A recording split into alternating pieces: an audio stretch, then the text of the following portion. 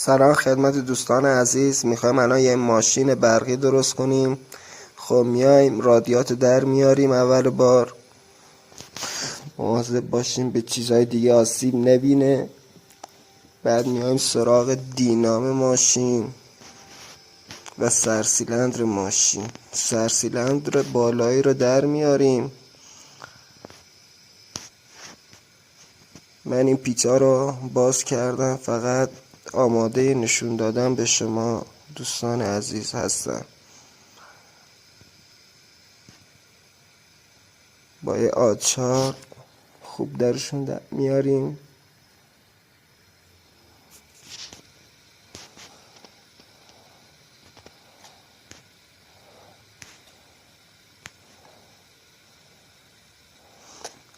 دینام هم در میاریم، چون احتیاجی به دینام نیست، به سرسیلندر بالایی هم نیست. پیچ تسمه تایم رو باز میکنیم به همین صورتی که میبینید دوستان عزیز.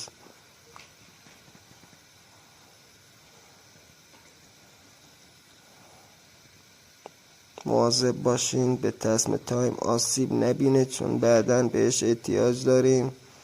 این بلبرنگ تسمه تایم رو هم در میاریم. به این وسیله ها احتیاج داریم، فقط به این سرسیلندر بالایی هیچ احتیاجی نیست، میندازیمش دور. ماشینمو هم اگه 3 سیلندر باشه، سبکتر باشه، بهتره واسه این که بخوایم برقش کنیم. این سوپاپ ها رو و پیستون ها رو هم در میاریم که موقع حرکت که میخوایم موتور بهش وصل کنیم، یه موتور برقی بهش وصل کنیم، این پیستون ها به کف اون وسیله نخوره خرابشون کنه. این ستا رو در میاریم. این ماشینی هم که دارم درست میکنم از اپل کورسای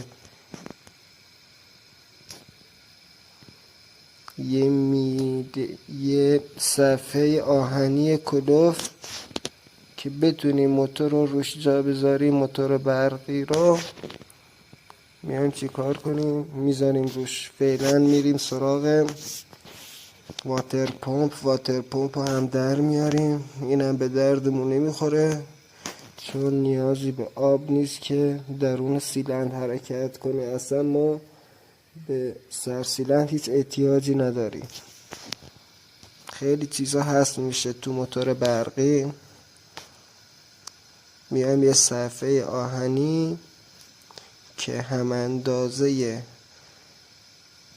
ته سیلندرمون هست، ته موتور، جا پیچه ها رو در میاریم روش و اندازه گیری میکنیم و با یه دریل آهن بر میایم سوراخش میکنیم. یکم هم آب میریزیم که این دریلمون خراب نشه. خب اینطوری میشه وقتی درستش کرد. میایم رو کف موتور جا میذاریمش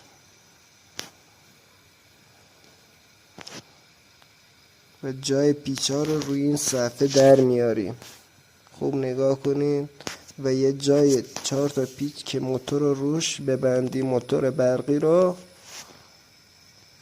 هم در میاریم با مهره‌های مخصوص. الان میبندیمشون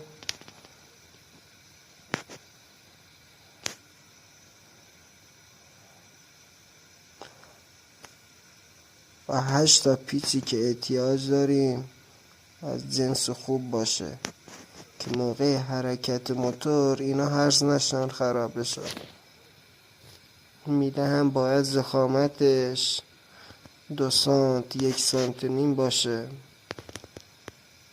همه جوشکاری ها این صفحه آهنی فولادی رو دارن، از اونا خریداری میکنی و میای برش میزنی. این کار رو فقط واسه اون موتورهایی که از کار افتاده میشه استفاده کرد. خب پیچه رو صفر میکنیم همینطوری که میبینید.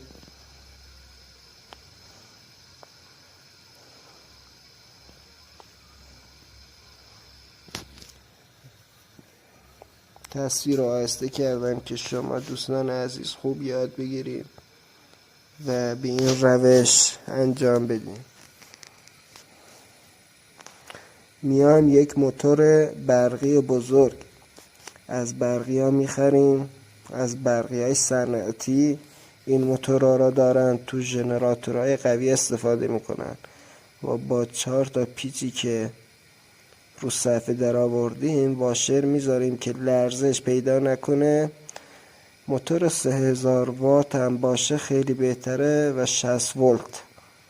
حتما این نوع موتور قوی تره که من استفاده کردم که بهتون توصیه میکنم.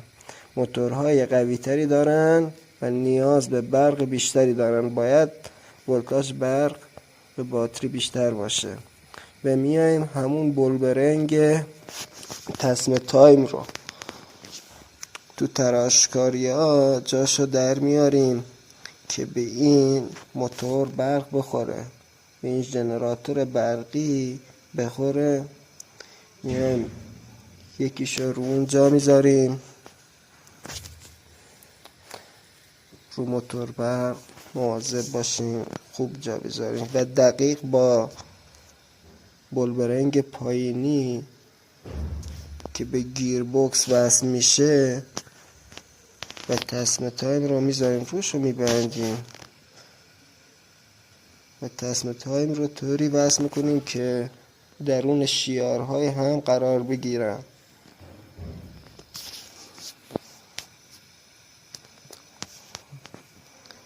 خب اینم موتور ما که خوب داره کار میکنه، تسمه تایم هم خوب میچرخه. فقط اینجا احتیاج به یه ترانس اینطوری داریم. همه مشخصات رو روش نوشتم دوستان عزیز.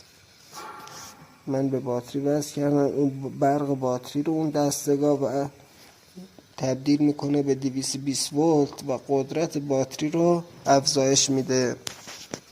اون ترانس همونطور که میبینید این موتور داره حرکت میکنه با یه باتری و میشه بعد با چرخش چرخا برق شارژ رو هم بگیری به باتری بدی، باتری رو شارژ کنی. یعنی بعضی موقع هم احتیاج به برق شارژ نیست.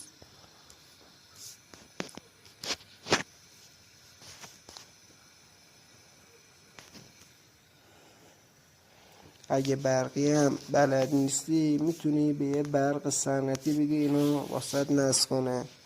ببین چه خوب حرکت میکنه و این موتور قدرت زیادی داره، در حد یک موتور 3 سیلندر هست و یه تنظیم کننده دور موتور تو همه برقی ها دارن که برق رو کم و زیاد میکنه که میتونی